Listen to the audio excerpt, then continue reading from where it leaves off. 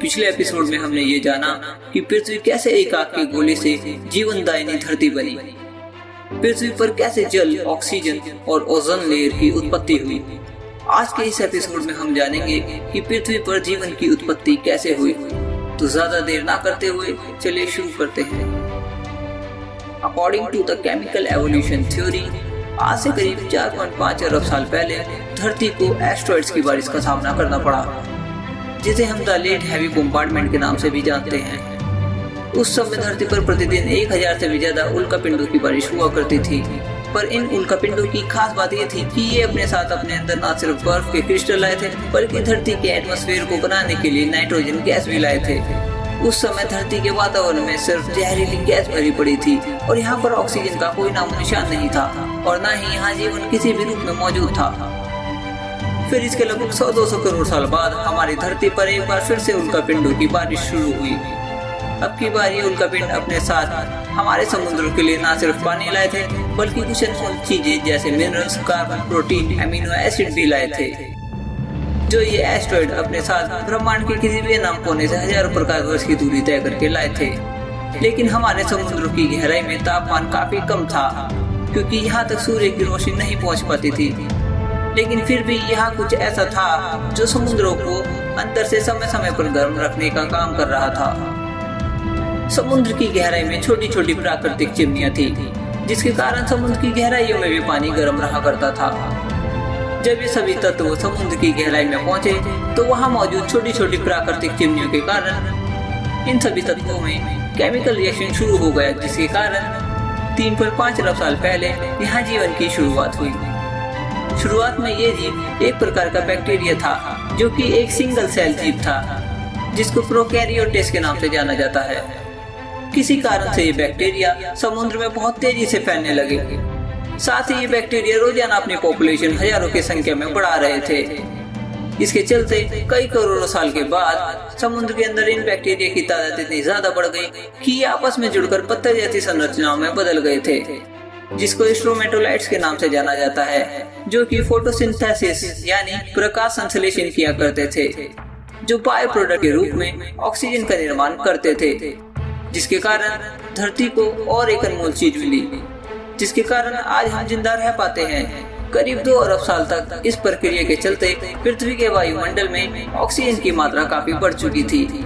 आज से करीब 1.5 अरब साल पहले तक पृथ्वी के पास धरती के नाम पर बहुत सारे छोटे छोटे टापू मौजूद थे, मगर आज से लगभग 1.3 अरब साल पहले पृथ्वी के क्रस्ट में हलचल शुरू होने लगी, जिसके कारण पृथ्वी पर मौजूद ये टेक्टोनिक प्लेट्स टूटने लगे और इन टेक्टोनिक प्लेट्स के टूटने की वजह से ये सभी छोटे छोटे टापू एक साथ जुड़ने लगते हैं और यह एक सुपर कॉन्टिनेंट को जन्म देते हैं, जिसे कहते हैं रोडिनिया।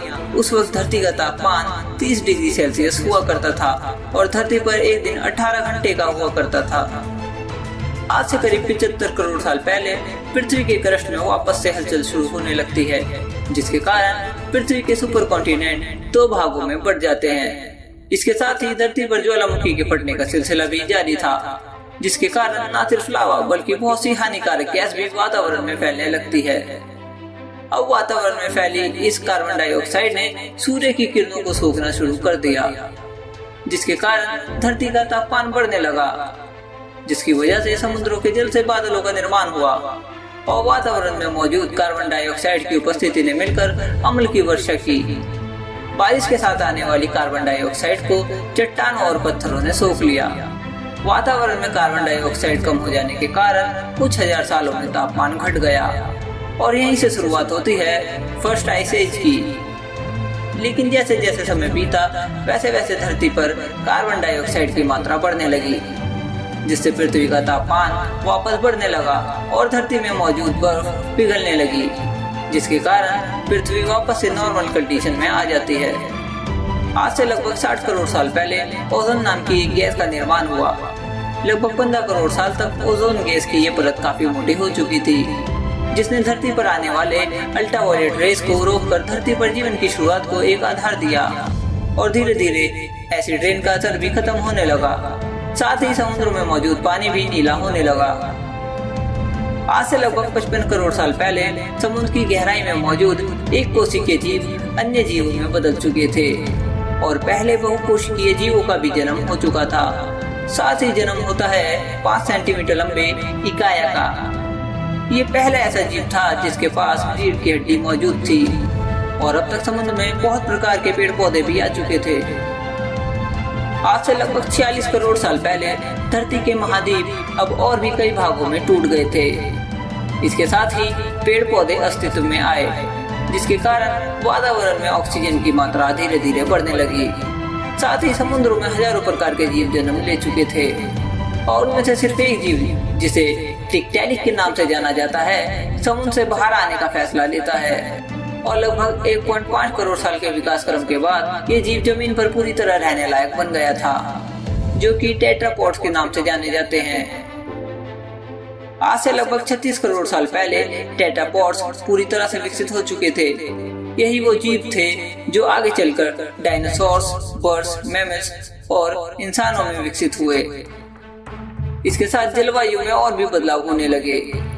एक बार फिर से ज्वालामुखी विस्फोट के कारण धरती का तापमान बहुत बढ़ गया, जिसके कारण सारे पेड़ पौधे सूख गए और धरती पर कुल 95% जीवों का नाश हो गया। बावजूद इसके कुछ जीव जिंदा बच गए और उन्होंने जिंदा रहने के लिए कुछ भी खाना शुरू कर दिया और धरती के तापमान से बचने के लिए जमीन के अंदर रहने लगे। समय के साथ साथ धरती में फिर से सुधार आया और धरती की जलवायु फिर से सामान्य होने लगी। आज से लगभग 31 करोड़ साल पहले यही जीव प्रोटोरेप्टाइल्स में बदल गए और आज से लगभग 30 करोड़ साल पहले धरती पर पेंजिया नाम के एक सुपर कॉन्टिनेंट का निर्माण हुआ।